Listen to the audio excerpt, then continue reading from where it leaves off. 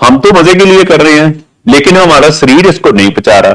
तो विद्रोह तो अंदर से है ना, बाहर से तो नहीं है। इसका मतलब नशे नहीं खराब है, खराब हमारा सिस्टम है। हम हमेशा कहते हैं नशे खराब हैं, नशे खराब नहीं है। अक्सर मेरे पेशेंट कहते हैं कि नशे अब आजकल बहुत माड़े है, ਹੁਣ ਨਸ਼ਿਆਂ ਚੋਂ ਦਮ ਨਹੀਂ ਰਿਹਾ, ਹੁਣ ਨਸ਼ਿਆਂ ਦੇ ਵਿੱਚ ਉਹ ਬਰਕਤ ਨਹੀਂ ਰਹੀ, ਅੱਜ ਕੱਲ ਨਸ਼ਿਆਂ ਦੇ ਵਿੱਚ ਮਿਲਾਵਟ ਬੜੀ ਹੈ। ਇਹ ਮੇਰੇ ਪੇਸ਼ੈਂਟ ਕਹਿੰਦੇ ਆ, ਪਰ ਅਸਲ 'ਚ ਨਸ਼ੇ 'ਚ ਕੋਈ ਪ੍ਰੋਬਲਮ ਨਹੀਂ ਹੈ। ਸਗੋਂ ਮਿਲਾਵਟ ਵਾਲਾ ਨਸ਼ੇ ਦੇ ਨਾਲ ਘੱਟ ਬੇਚੈਨੀ ਹੋਏਗੀ, ਜੇ ਜਿੰਨਾ ਪਿਓਰ ਹੋ ਜਾਏਗਾ ਉਨੀ ਬੇਚੈਨੀ ਵੱਧਦੀ ਜਾਏਗੀ, ਕਿਉਂਕਿ ਬੋਡੀ ਮਿਲਾਵਟ ਦੇ ਨਾਲ ਨਹੀਂ ਲੜ ਰਹੀ। ਬੋਡੀ ਜਿਹੜੀ ਲੜ ਰਹੀ ਹੈ ਉਹ ਨਸ਼ੇ ਦੇ ਨਾਲ ਲੜ ਰਹੀ ਹੈ। ਹੁਣ ਮੇਰੇ ਬਹੁਤ ਸਾਰੇ ਲੋਕ ਕਹਿੰਦੇ ਆ ਜੀ ਅਸੀਂ ਸ਼ਰਾਬ ਬੜੀ ਉੱਚੇ ਦਰਜੇ ਦੀ ਪੀਂਦੇ ਆ। ਹੁਣ ਜਿੰਨੀ ਉਹਦੇ 'ਚ ਪਿਓਰਿਟੀ ਆਫ ਅਲਕੋਹਲ ਹੋਏਗੀ ਉਨਾ ਹੀ ਅੰਦਰ ਜ਼ਹਿਰੀਲਾ ਮਾਦਾ ਜ਼ਿਆਦਾ ਬਣੇਗਾ ਐਂਡ ਉਨਾ ਹੀ ਵਿਦਰੋਹ ਅੰਦਰੋਂ ਹੋਰ ਜ਼ਿਆਦਾ ਆਏਗਾ। ਹੁਣ ਤੁਸੀਂ ਭਾਵੇਂ ਲੱਖ ਰੁਪਏ ਦੀ ਬੋਤਲ ਪੀ ਲਓ ਤੇ ਭਾਵੇਂ ਤੁਸੀਂ 60 ਰੁਪਏ ਦੀ ਬੋਤਲ ਪੀ ਲਓ, ਲੱਖ ਰੁਪਏ ਵਾਲੀ ਬੋਤਲ ਦੇ ਨਾਲ ਜ਼ਿਆਦਾ ਰਿਐਕਸ਼ਨ ਹੋਏਗਾ ਐਜ਼ ਕੰਪੇਅਰ टू 60 रुपए वाली बोतल में, क्योंकि हो सकता है 60 रुपए वाली। हाँ जी, हाँ आप बोले। जैसे आजकल की जो पब्लिक है, चाहे आप चंडीगढ़ ले लो, दिल्ली ले लो, हुशियारपुर, जो भी ऑल ओवर इंडिया में, मुझे सब नशा ही करते हैं। लड़के ऑलमोस्ट नशा करते हैं, 99% तो नशा, 90% रखो आप करते हैं। हाँ, तो ऐसे हम भी करते हैं कभी कभी। जैसे झूठ ही बोलूंगा, आपसे झूठ बोलूंगा तो वो मेरे लिए बात है। मेरा भी जैसे गैप डाल के कर लेते हैं। जैसे हमें पता है कि ज्यादा एडिक्शन होगी तो ज्यादा पैसा खर्च हो जाएगा, तो काम किया, जॉब की कंप्लीट की, थोड़ा सा सिगरेट बीड़ी लगा के अपना सो गए। और एक बात नहीं समझ थी, अगर ऐसा ही सिस्टम रहा तब तो मेरी जिंदगी सेंटरों में निकल जाएगी जी पूरी, फिर तो मैं पूरी लाइफ सेंटर में रहूंगा। नहीं ऐसा नहीं है।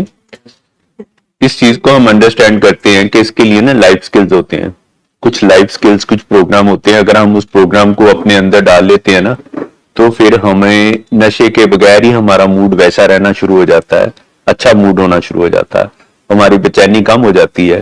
तो हम उसके अलावा कई और चीजें हैं जो अपनी जिंदगी में डाल लेते हैं, जिसकी वजह से जो नशा है वो आउट हो जाता है। आप समझे? मैं आपको फिर समझा रहा हूं। आपकी बात बिल्कुल ठीक है, बहुत दुनिया नशा कर रही है, आगे से बढ़ रहे हैं लोग जो नशा कर रहे हैं, लेकिन हम उनकी बात नहीं करते। हम तो अपने 20% भाइयों की बात करते हैं जो हमारे जैसे 20% है, जिनके अंदर से उनका शरीर उस नशे को पचा नहीं रहा। जो 80% है उनको तो पचा रहा है, उनको तो करने दें, उनके साथ तो डिफरेंट होगा, उनकी किस्मत कुछ और होगा। हमारी किस्मत में ये है कि हमारा शरीर नशे को पचा नहीं रहा, डिटॉक्सिफाई नहीं कर रहा। जब हम अंदर नशा डालते हैं तो अंदर से जहरीले मादे बनते हैं। हम सोचते हैं कि नशे की वजह से बने हैं, जो बाहर नशा वो खराब है। हमें ये नहीं पता कि हमारा अंदर का सिस्टम खराब है, इसलिए हम नशे को नहीं पचा रहे।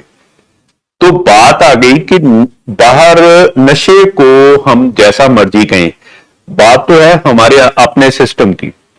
ऐसे ही होता है शराब में, ऐसे ही होता है चर्च में, ऐसे ही होता है गांजा में, ऐसे ही होता है सिगरेट में, ऐसे ही होता है सारे जो नशे है ना, कोकेन, हेरोइन, आइस, सब में ऐसे ही होता है कि 20% लोग ऐसे दुनिया में हैं जिनको ये नशा नहीं पचना है, उनको एलर्जिक रिएक्शन होता है।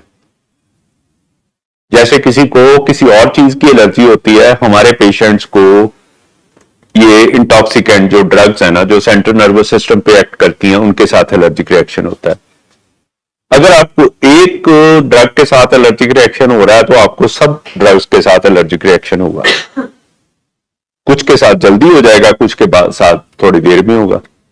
तो एलर्जिक रिएक्शन में क्या होता है, तो एक तो नशा पचता नहीं है, एक बेचैनी होती है, दूसरा डिप्रेशन होती है, तीसरा कई बार आपको डिनाइल आ जाती है। तो आप सोचते हो कि नहीं, अभी नशा मैंने ठीक तरीके से किया नहीं, नेक्स्ट टाइम मैं करूंगा तो इस तरीके से करूंगा, थोड़ा थोड़ा करूंगा, रुक रुक के करूंगा। जैसे आप बोल रहे हो गैप डाल के करते हैं, ये भी एक तरीका है, आप कर रहे हैं ना। तो ये कोशिश है कि कहीं ना कहीं गैप डाल लूं ताकि मेरा सिस्टम ठीक हो जाए और मैं नशे को पचा सकूं।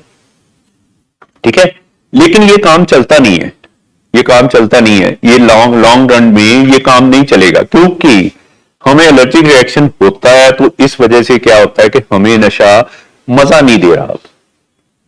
जब हम नशा लेते हैं ना, तो मजा लेने की फेज पे हमें मजा खराब हो जाता है जब हमारे अंदर टॉक्सिन्स बनने शुरू हो जाते हैं।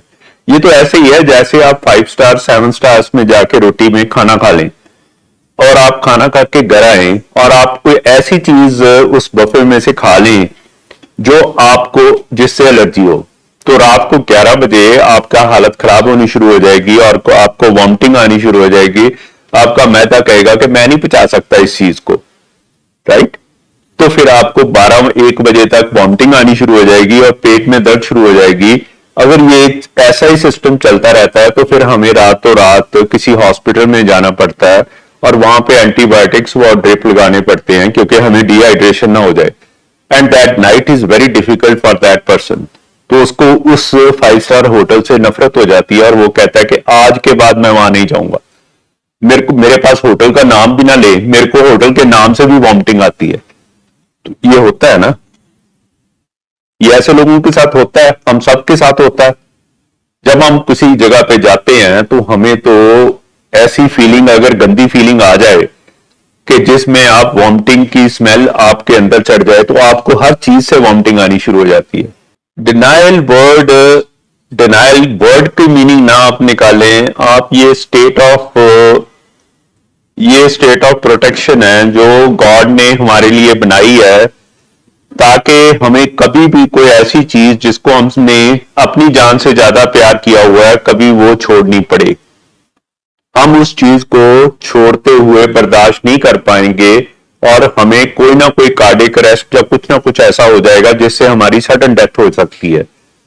तो उस चीज के लिए परमात्मा ने एक स्टेट बना दी कि आपको जब भी कोई ऐसी चीज अपनी जिंदगी में बहुत प्यारी चीज छोड़नी पड़ेगी तो आपको ये 5 स्टेप्स में से होके जाना पड़ेगा।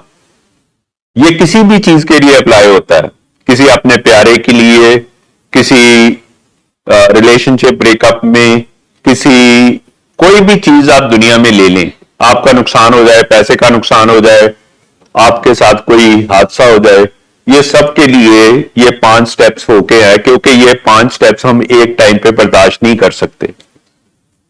अगर हमारे साथ ये कभी भी ऐसा कोई फैसला सुनाएगा, ये ऐसे भी हो सकता है अगर कोई आपको जज आपके अगेंस्ट वर्डिक्ट दे दे और आपको ऐसी कोई सजा मिल जाए 5 साल की, 10 साल की, या आपको कोई ऐसी न्यूज मिल जाए जो आपके लिए सुननी बर्दाश्त करनी पॉसिबल नहीं है, तो तब आपको डिनाइल आ जाती है, आपके अंदर डिनाइल की कैफियत आ जाती है। You have to go through that denial and that is what is created by God.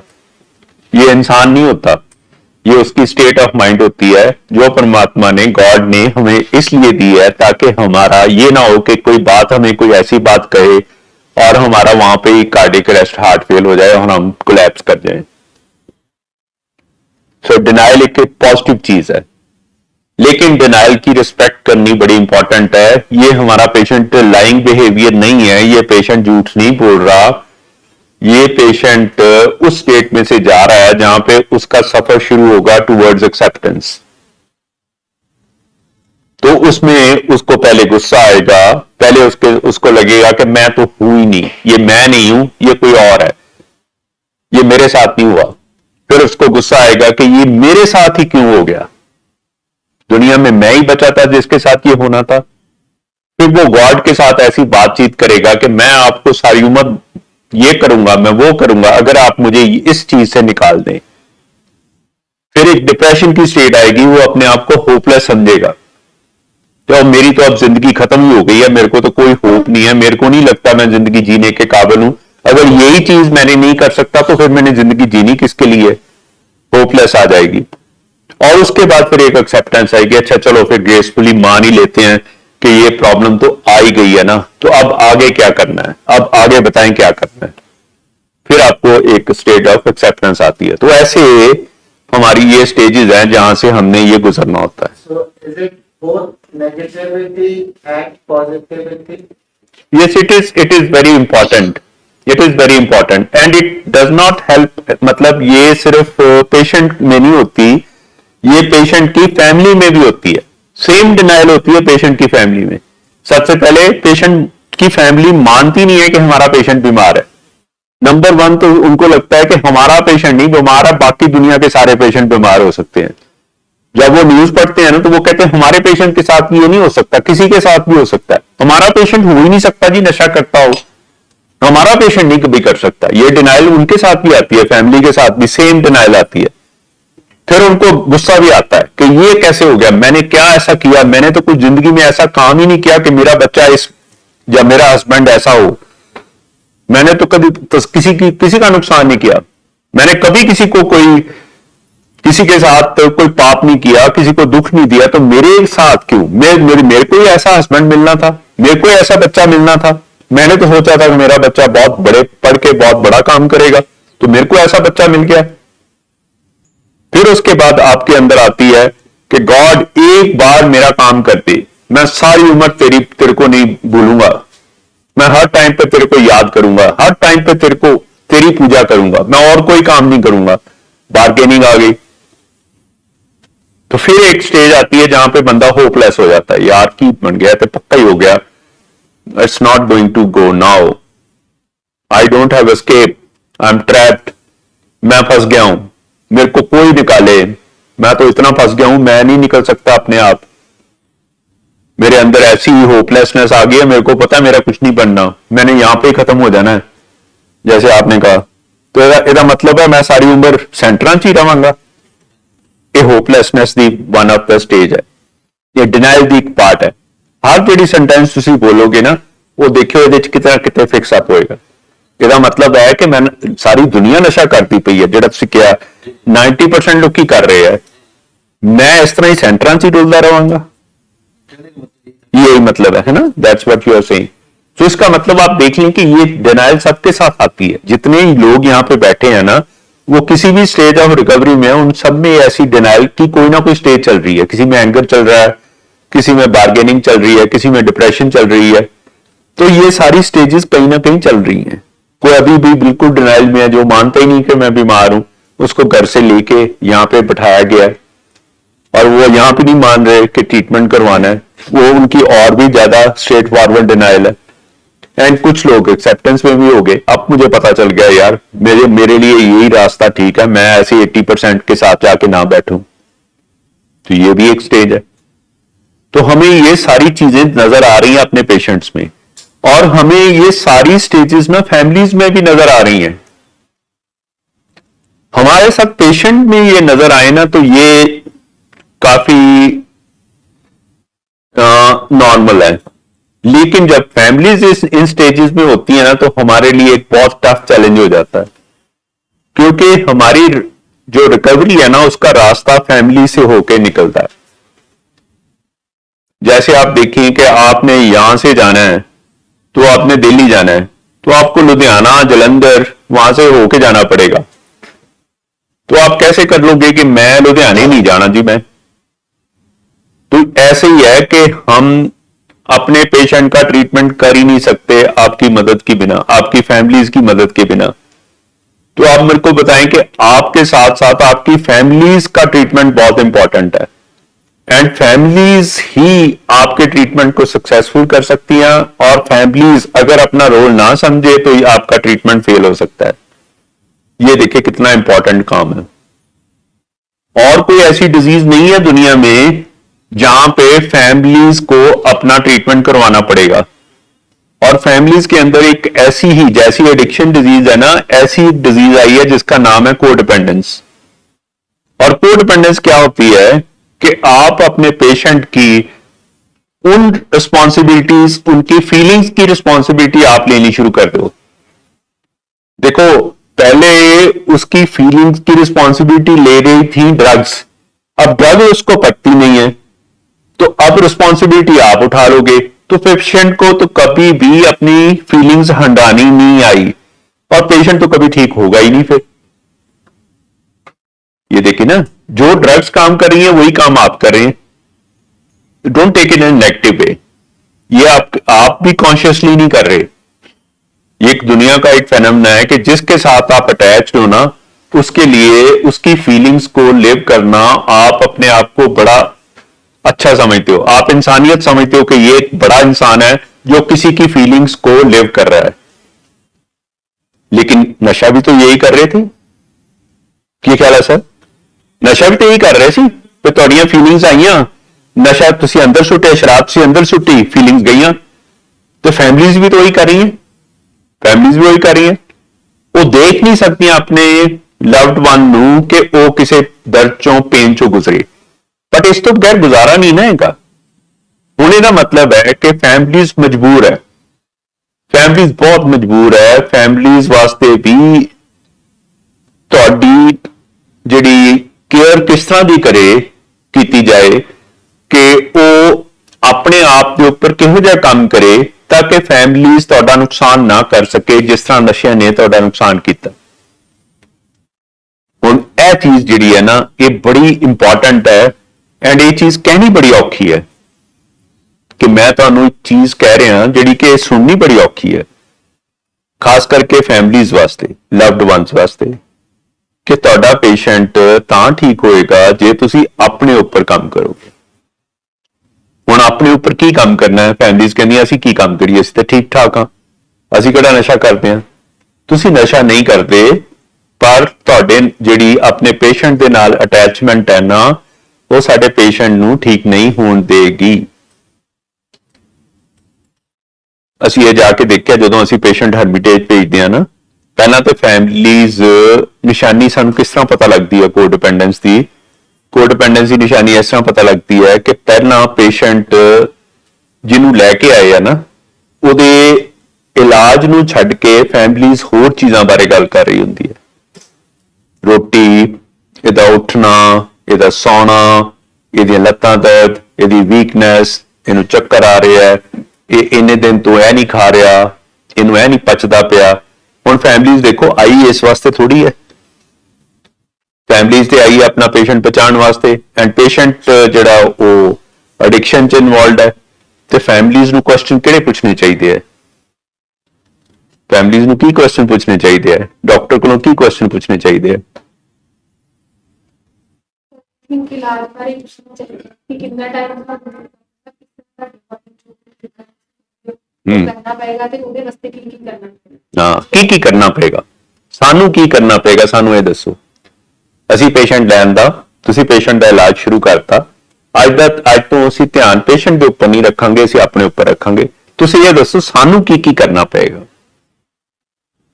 Same sir, ਇਹ ਗੱਲ ਕਿ ਜਦੋਂ ਅਸੀਂ ਕਹਿੰਦੇ ਹਾਂ ਕਿ ਆਵੀ ਹੈ ਕਿ ਇਹਦਾ ਮਤਲਬ ਕਿ ਸਾਨੂੰ ਇਲਾਜ ਪੇਸ਼ੈਂਟ ਦਾ ਹੈ, ਤੇ ਪੇਸ਼ੈਂਟ ਦੇ ਨਾਲ ਸਾਡੇ ਉੱਤੇ ਆਪਣਾ ਜਿਹੜਾ ਹੈ ਸਿਸਟਮ ਜਿਹੜਾ ਚੇਂਜ ਵੀ ਬੜਾ ਜ਼ਰੂਰੀ।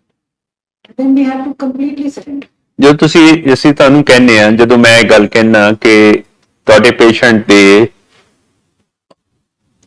ਇਲਾਜ ਦੀ ਪ੍ਰੋਗਰੈਸ ਦੇ ਵਿੱਚ ਸਭ ਤੋਂ ਵੱਡਾ ਰੋਲ ਫੈਮਿਲੀ ਦਾ ਹੈ। ਜੇ ਫੈਮਿਲੀ ਚਾਹੇ ਤੇ ਪੇਸ਼ੈਂਟ ਨੂੰ ਬਚਾ ਲੇ, ਜੇ ਫੈਮਿਲੀ ਚਾਹੇ ਤੇ ਪੇਸ਼ੈਂਟ ਨੂੰ ਨਾ ਬਚਾ ਸਕੇ, ਤੇ ਤੁਹਾਨੂੰ ਕਿੰਨਾ ਕੁ ਔਖਾ ਲੱਗਦਾ ਹੈ ਗੱਲ ਨੂੰ ਸੁਣਨਾ ਤੇ ਗ੍ਰੈਸਪ ਕਰਨਾ? ਸਰ ਐਕਚੁਅਲੀ ਮੈਂ ਪਰਸਨਲੀ ਕਹਾਂ ਤਾਂ ਮੈਨੂੰ ਇਹ ਔਖਾ ਇਸ ਕਰਕੇ ਨਹੀਂ ਲੱਗਿਆ ਕਿਉਂਕਿ ਮੈਂ ਆਪਣੇ ਪੇਸ਼ੈਂਟ ਦਾ ਬਹੁਤ ਹੀ ਬੈਡ ਕੰਡੀਸ਼ਨ ਦੇਖੀ। ਮੈਨੂੰ ਲੱਗਦਾ ਉਸ ਫੈਮਿਲੀ ਨੇ ਔਖਾ ਲੱਗਿਆ ਜਿਹਨੇ ਆਪਣੇ ਪੇਸ਼ੈਂਟ ਦੀ ਉਹ ਵਾਲੀ ਕੰਡੀਸ਼ਨ ਨਾ ਦੇਖੀ ਹੋ, ਜਿਹਨੇ ਆਪਣੇ ਪੇਸ਼ੈਂਟ ਦੀ ਬਿਲਕੁਲ ਜਿਸ ਤਰ੍ਹਾਂ ਬੋਲਦੇ ਨਾ ਥੱਲਾ ਲੱਗਿਆ ਹੋਇਆ ਦੇਖਿਆ ਹੈ, ਉਹਦੇ ਵਾਸਤੇ ਤੇ ਦੁਨੀਆ ਦਾ ਕੋਈ ਵੀ ਕੰਮ ਔਖਾ ਨਹੀਂ ਹੈ ਉਹ ਫੈਮਿਲੀ ਵਾਸਤੇ। ਮਤਲਬ ਮੇਰਾ ਆਪਣਾ ਪਰਸਨਲ ਐਕਸਪੀਰੀਅੰਸ ਹੈ, ਬਾਕੀ ਸਾਰਿਆਂ ਦਾ ਆਪਣਾ ਹੈਗਾ। ਤੁਹਾਨੂੰ ਕਿੰਨਾ ਕੁ ਔਖਾ ਲੱਗ ਰਿਹਾ ਹੈ? ਤੁਸੀਂ ਆਪਣੇ ਬੇਟੇ ਨੂੰ ਲੈ ਕੇ ਆਏ ਹੋ, ਤੁਸੀਂ ਕਾਫੀ ਮੇਰੀਆਂ ਵੀਡੀਓਜ਼ ਦੇਖੀਆਂ, ਤੁਸੀਂ YouTube ਤੇ ਸੁਣਿਆ ਪਹਿਲਾਂ? ਨਹੀਂ, ਫਸਟ ਟਾਈਮ ਅਸੀਂ ਅੱਛਾ, ਫਸਟ ਟਾਈਮ ਅੱਜ ਹਾਂਜੀ, ਅਸੀਂ ਨਹੀਂ ਸੁਣੀਆਂ ਤੁਹਾਡੀ। ਓਕੇ, ਤੁਹਾਨੂੰ ਕਿਸ ਤਰ੍ਹਾਂ ਲੱਗ ਰਿਹਾ ਜਦੋਂ ਮੈਂ ਤੁਹਾਨੂੰ ਕਹਿਣਾ ਕਿ ਫੈਮਿਲੀਜ਼ ਦੇ ਟ੍ਰੀਟਮੈਂਟ ਸਭ ਤੋਂ ਇੰਪੋਰਟੈਂਟ ਰੋਲ ਤੁਹਾਡਾ ਹੈ? ਬਿਲਕੁਲ ਜੀ, ਮੈਂ ਤਾਂ ਵੈਸੇ ਮਦਰ ਹੈਗੀ ਆ, ਤਾਂ ਮੈਂ ਤਾਂ ਹੁਣ ਖਾਲੀ ਮੈਂ ਹੀ ਹਾਂ ਇਸ ਵੇਲੇ, ਬਾਕੀ ਮੇਰੇ ਹਸਬੈਂਡ ਤਾਂ ਹੈ ਨਹੀਂ, ਤਾਂ ਮੈਨੂੰ ਹੁਣ ਥੋੜਾ ਪੂਰਾ ਆਪਣੇ ਆਪ ਨੂੰ ਔਖਾ ਲੱਗ ਰਿਹਾ ਹੈ? ਨਹੀਂ ਔਖਾ, ਹੁਣ ਤੁਹਾਡੇ ਕੋਲ ਜਿਸਲੇ ਪਹੁੰਚ ਗਿਆ ਤਾਂ ਅਸੀਂ ਪੂਰਾ, ਮੈਨੂੰ ਇਹ ਹੈਗਾ ਕਿ ਹੁਣ ਮੈਂ ਸਭ ਕੁਝ ਕਰ ਸਕਦੀ ਹਾਂ। I can do everything.